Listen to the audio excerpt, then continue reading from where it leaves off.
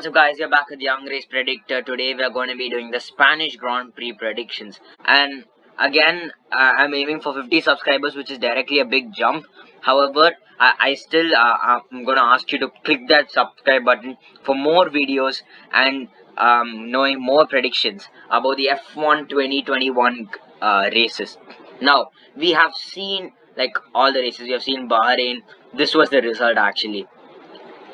Many exceptions came right, as I told before, even for Imola as well.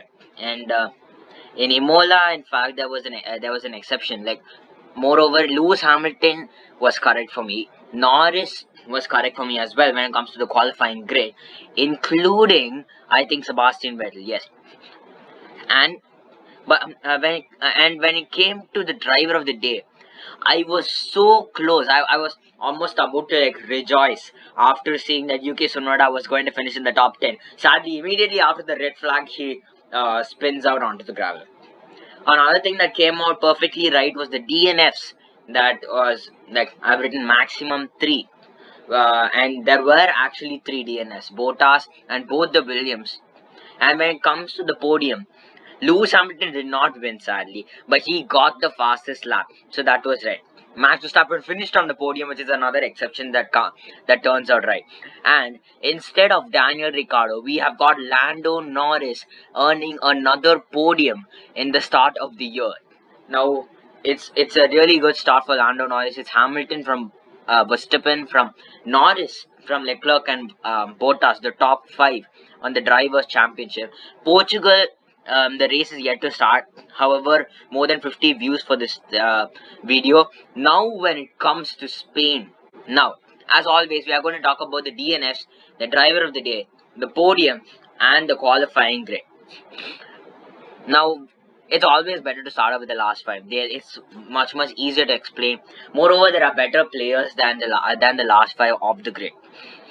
And I got here to Nikita Mazepin and Mick Schumacher being last in the last row of the grid. Reason being, again, now 3 races are over. They have somewhat got used to the car, but still, they would have to finish in last place or the last row of the grid. Only then they can go faster. Now, unlike Imola, the reason why they were able to go ahead of Tsunoda was because Tsunoda retired in Q1 itself. So, and moreover, Schumacher is a much more experienced player than Mazepin. Although Mazepin was a Haas junior. So I think Schumacher and Mazepin will still be in the last place to get Schumacher ahead of Mazepin. Maybe in the next race, they could be even ahead. We don't know. Next, we have Kimi Raikkonen and Nicholas Latifi and Antonio Giovinazzi. Antonio Giovinazzi in 16th, ahead of Latifi and Raikkonen. Now, in Bahrain, we saw the Alfa Romeos going into Q2 directly. That was because Ocon and Vettel retired. And in Imola, Russell has gone into Q2. But it was another shock to see Latifi go into Q2. So, and Alfa Romeos are much more faster. Moreover, Latifi is still in the Williams car and Russell is more experienced than him. So, he'll definitely finish ahead of Latifi. I think Giovinazzi will be in 16th ahead of Raikkonen, because Giovinazzi is like a debutant and he's gaining more speed. He's a better player than Raikkonen. Raikkonen is old. He can even replace places along with Antonio Giovinazzi. But this is what I feel. Giovinazzi ahead of Latifi, ahead of Raikkonen. At least it's a good thing to see Williams are faster than last year. From 11th place to 15th place, Fernando Alonso out of Q2 and Russell rounding off the top 15. Now, out of the top 15, we can see Yuki Tsunoda is a new Formula 1 player. So, he might be kicked out of Q2 mostly. Sebastian Vettel is with Aston Martin, and the first 2 races have not been great qualies and great races as well for Vettel. Russell is in the Williams car, and I think he will be the slowest of all, because AlphaTauri, Aston Martin, and Alpine and all like that. So there are chances of Russell maximum finishing in 14th place if one of the players retire in Q2. But if they don't, then this is the quali grid. Russell will be in 15th place ahead of Yuki Tsunoda. sorry, behind Yuki Tsunoda, who's in 14th place, behind Sebastian Vettel. Now Vettel is a better player than Tsunoda. Moreover, he's an experienced player. He's a 4-time world champion. It's too obvious he has to finish ahead of them. But in the Aston Martin car, there are chances that he could go slow as well. Tsunoda might come in 13 and Vettel in 14, but I think Vettel will be ahead of Tsunoda. He might have a chance of finishing in 11th place as well, because he's an Aston Martin, and Aston Martin is actually a really good car. Lance Stroll himself in the first two races had been into Q3, so I think Vettel might finish in 13th. Both the Alpines in the 6th row, with Fernando Alonso ahead of Esteban Ocon. Now, the reason why I'm saying not Ocon ahead of Alonso is because Fernando Alonso himself is a Spaniard, and moreover, in 2017 he was in Q3. But Alpine is, I think Alonso will be faster than Ocon. He had gone into Q3 itself in Bahrain, even if Ocon had not been kicked out of Q1. So I think Alonso will be ahead of Ocon, but will be kicked out of Q2. Now, in the quali grid, we are going to look at the top 10. And this time it's going to be both the Mercedes, both the Red Bulls, both the Ferraris, both the McLarens, and Aston Martin and AlphaTauri who are remaining. Now, I think Lance Stroll will be in 10th place, because Aston Martin as well is a new car, although it will be fast. It is like the still Racing Point. It has the same pace, I think. And out of all the drivers, I think Stroll will be a bit slow. Moreover, there are maximum place which he could score is 9th place, because from there, if he starts from 9th, he will get a very good start to the race. Now, with Racing Point itself, if I think he started from 5th or 6th, and in the first lap of the race itself, he was already in the podium places, and in the race day, he finished in 4th. So, in the end of the race, I mean. So, I think Stroll will finish in 10th behind Daniel Ricciardo, because Ricciardo is a McLaren faster car. Moreover, Ricciardo is new to the McLaren team and needs to show more pace. I think in Imola he finished in the top 6, which is a really good effort for a person who's new to a car like that. I mean, like, for example, Leclerc in 2019 in Ferrari, first race came in 5th, second race gave it everything since the start of the practice session, and finished on pole position, becoming the second youngest ever driver to get a pole position in Formula 1. So I think Ricciardo is like that. However, he's new to the McLaren car, and McLaren, I think he needs to be much more better and show much more potential. And moreover, he's the king of the late breaker. So I think during the race day, he has a better chance of getting ahead of most players. So I think Ricciardo will be in 9th, behind Pierre Gasly, because Gasly in the AlphaTauri, the first two races, he finished in 5th place. And the reason why I'm saying he will not finish like in 6th place or 5th place this time is because we have Lando Norris, and he was on the front row in Imola, but due to track limits had to drop down to 7th. I don't think after that he put a lap time.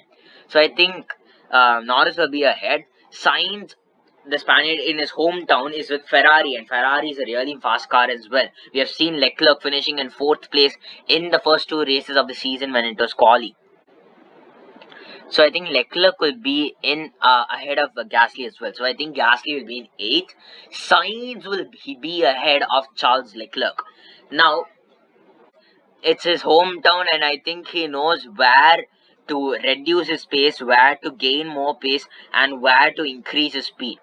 So I think Sainz will be ahead of Leclerc, and the reason why I'm thinking Norris will finish in the top 5 is because we have seen in Imola he was in the front row, but due to track limits, as I told before, he dropped down to 7. Moreover, he finished in the podium places. He finished in 3rd, and in Bahrain he finished in 4th.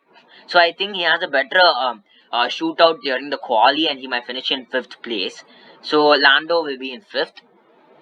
Now, I think that it'll be a big battle between Max Verstappen and Lewis Hamilton for pole position. I think Lewis Hamilton, because he has got more Spanish Grand Prix victories and knows what to do. I think the strategy as well that he shows in every race is unbelievable. In Bahrain, as I told in the previous videos, and in Imola, although having a problem and going into the barrier and after the red flag, starting from 9th place, he finished in 2nd along with the fastest lap. So I think Lewis Hamilton will take pole position of the race, with Verstappen winning the Grand Prix. Now, we saw in 2016 the Mercedes collided, both Nico Rosberg and Lewis Hamilton, which already made Verstappen go into 2nd place. And with Ricardo had a puncture, Raikkonen was leading the race. Verstappen took the move down the inside or around the outside, I don't remember, and had taken the lead of the Grand Prix. And in the circuit of Catalonia, he has become the youngest ever Grand Prix winner and won his first Grand Prix here in Spain. So I think Verstappen will win the Grand Prix, but Lewis Hamilton will be on pole position. Bottas has not had a good start to the season, although finishing on the podium in Bahrain. So I think Bottas will again be in 3rd. Perez has a chance of finishing in 3rd because Perez finished in the front row in Imola. Imola itself is a very hard circuit, and finishing in the front row is a big thing. And he finished in the front row, missed out of pole position. So I think Perez might finish ahead of Bottas as well. But according to my qualifying grid, Bottas will be ahead of Sergio Perez. Now, the race day, Verstappen is going to win, Hamilton is going to be the runner-up, Valtteri Bottas is going to finish in 3rd place with the fastest lap. I think Bottas needs to be better from now on, because in Bahrain he finished in 3rd place along with the fastest lap. However, when it comes to the quali in Imola, he finished in 8th. And race day had a horrifying crash with George Russell. Both of them were okay.